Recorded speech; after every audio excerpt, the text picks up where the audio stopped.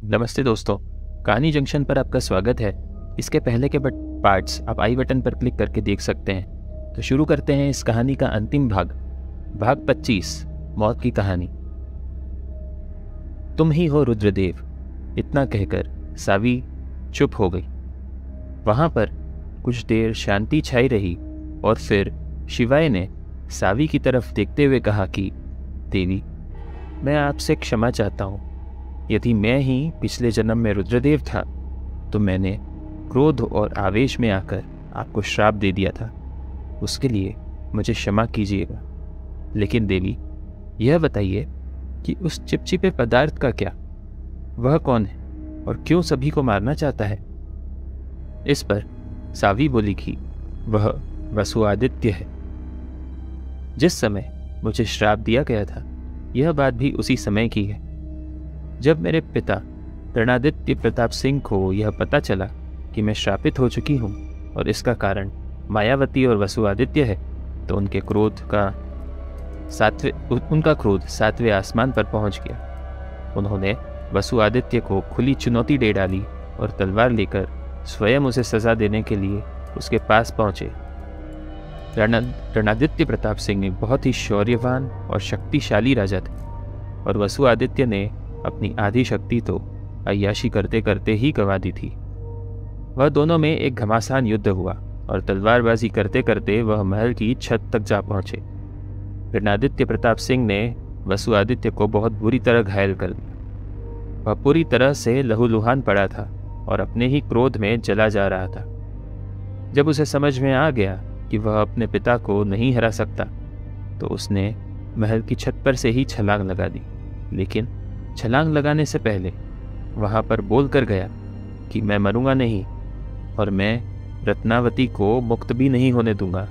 यहीं इस महल में एक बुरी शक्ति बनकर तुम सभी को बर्बाद कर दूंगा। किसी को भी नहीं छोड़ूंगा, सभी को मार दूंगा और इंतजार करूंगा रुद्रदेव के वापस आने का। उसे भी मैं मार दूंगा। इतना कहकर वह छलांग लगाकर मर गया। जिस दिन वसुआदित्य ने वहां से छलांग लगाई, उस महल पर उसी दिन से ग्रहण लग गया, क्योंकि वसुआदित्य एक बुरी आत्मा के रूप में वापस आया और सभी को मार दिया। मेरा जन्म सर्प योनि में हुआ और मैं तब से ही प्रतीक्षा कर रही हूं कि कब तुम वापस आओगे। वसुआदित्य ने भी धीरे धीरे अपनी शक्तियां बढ़ाई और अब वह उस चिपचिपे पदार्थ के रूप में इस महल के अंदर घूमता है और जो भी कोई अंदर आता है उसका अंत कर देता है। शिवाय, तुम्हें उसे भी मुक्त करना होगा, क्योंकि जब तक वह यहाँ है तब तक इस गांव वालों का भला नहीं हो सकता और मेरी भी अंतिम मुक्ति उसके मरने के पश्चात ही होगी, क्योंकि मुझे तब तक शांति नहीं मिलेगी जब तक वसुआदित्य को उसके किए की सजा नहीं मिलती। सावी ने इतना कहा ही था कि शिवाय के मन में सवाल आया कि आखिर वसुआदित्य को कैसे मारा जा सकता है। वह तो पहले ही एक आत्मा बनकर उस चिपचिपे पदार्थ के रूप में यहाँ पर घूम रहा है। सावी इसका जवाब देती उसके पहले ही वहाँ पर फिर तेज हवाएं चलने लगी और सीढ़ियों पर से एक डरावनी आवाज़ आने लगी। आवाज़ कह रही थी कि मैं सबको मार दूंगा, किसी को नहीं छोड़ूंगा। इस आवाज़ से सब साफ था कि वसुआदित्य अंदर आ चुका है और सभी को वहां पर मारने के लिए आ रहा है। उसकी आवाज़ सुनकर सावी ने सभी से कहा कि सब पीछे हो जाओ, मैं उसे रोकती। सभी सावी के पीछे आकर खड़े हो गए और वसुआदित्य और रत्नावती में मानो एक युद्ध छिड़ गया। दोनों ही काफ़ी शक्तिशाली थे, लेकिन ऐसा लगता था कि रत्नावती अब कमज़ोर पड़ रही थी। शिवाय को यह याद आया कि बाबा ने कहा था कि जैसे ही हमें उस राज का पता चलेगा, वैसे ही बुरी शक्तियों की ताकतें काफ़ी बढ़ जाएगी और हमें उन्हें हराना मुश्किल हो जाएगा। लेकिन शिवाय के मन में यही प्रश्न था कि अभी तक उन्हें नहीं पता था कि वसुआदित्य को आखिर कैसे हराया जाए। फिर भी शिवाय यही सोच रहा था कि हाथ पर हाथ रखकर ऐसे तो नहीं खड़े रह सकते, क्योंकि एक बार फिर रत्नावती को वह हारता हुआ नहीं देख सकता था। उसने इतना सोचा ही था कि उसकी नज़र उस रुद्राक्ष पर पड़ी। बाबा के कहे अनुसार रुद्राक्ष ही उन्हें बचा सकता था। वह तुरंत दौड़ा और उस रुद्राक्ष को नंदी गाय के सिर पर से निकालकर अपने हाथ में लिया।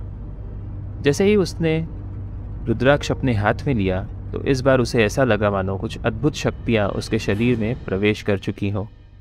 उसे ऐसी शक्तियों का अनुभव हुआ कि अगर कोई उससे कहता कि कोई पहाड़ उठा लो तो वह भी उठा लेता। इन शक्तियों के प्रभाव से ही उसके मन में यह विचार आया कि वहाँ रखा हुआ 12 फीट ऊंचा त्रिशूल उसने उठा लिया और आश्चर्यजनक रूप से उसे उस त्रिशूल को उठाने में कोई परेशानी नहीं हुई।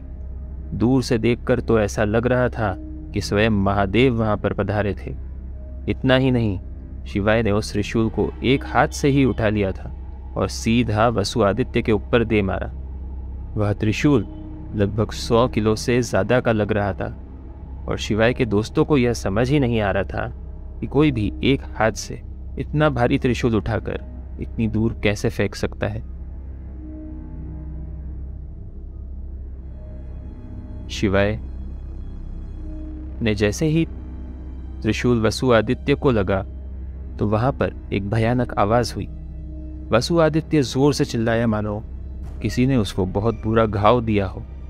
इतनी जोर से चिल्लाने पर वह मंदिर के अंदर छत पर से कुछ पत्थर भी गिरे, लेकिन अंततः उस वसु आदित्य का अंत वहीं पर हुआ। वहां उस चीख के बाद एक अद्भुत शांति छा गई। सभी ने देखा कि सावी के पीछे से एक तीव्र रोशनी निकल रही थी। जैसे ही वह रोशनी खत्म हुई तो सावी जमीन पर आकर गिर पड़ी और वहां पर सभी को रत्नावती एकजा के असली रूप के दर्शन हुए। रत्नावती के चारों ओर रोशनी ही रोशनी थी और वह किसी देवी से कम नहीं लग रही थी। वह हवा में उड़ रही थी और उसके बाद हवा में लहरा रहे थे। जैसे ही शिवाय ने रत्नावती के इस रूप को देखा तो उसने पिछले जन्म की सारी यादें वापस ताज़ा हो गई। वह धीरे से चलकर रत्नावती के पास पहुंचा और उसने एक बार फिर उनसे क्षमा मांगी। इस पर रत्नावती ने कहा कि हे देव, मैं मेरी मुक्ति के लिए आपकी सदा आभारी रहूंगी। इतना कहकर वह वहां से गायब हो गई। शिवाय अब तुरंत सावी की तरफ मुड़ा और जो जल छत पर से शिवजी के ऊपर आ रहा था वह थोड़ा सा हाथ में लेकर उसने सावी के ऊपर उसे डाला।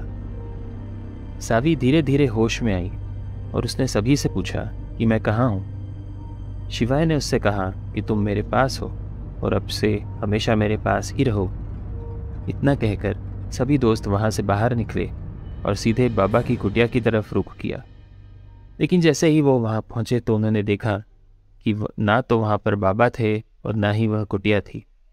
वह पूरा स्थान एक खाली स्थान था और वहाँ पर सिर्फ एक छोटा पौधा मौजूद था, जिसे देखकर ऐसा लगता था कि मानो इसे अभी अभी ही रोपा गया है।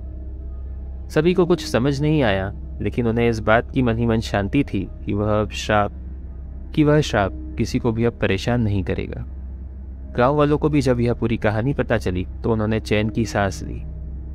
दोस्तों, कैसी लगी आपको यह कहानी हमें कमेंट सेक्शन में ज़रूर बताइएगा और आगे भी कुछ इस तरह की ही कहानियों के लिए हमारे चैनल पर हमारे साथ बने रहिए। बेल आइकन सब्सक्राइब का बटन प्रेस करके बेल आइकन ज़रूर प्रेस कर लीजिए ताकि आगे के वीडियो के नोटिफिकेशंस भी आप तक पहुंचते रहें। जल्दी ही मिलेंगे कुछ नई कहानियों के साथ में। तब तक के लिए धन्यवाद।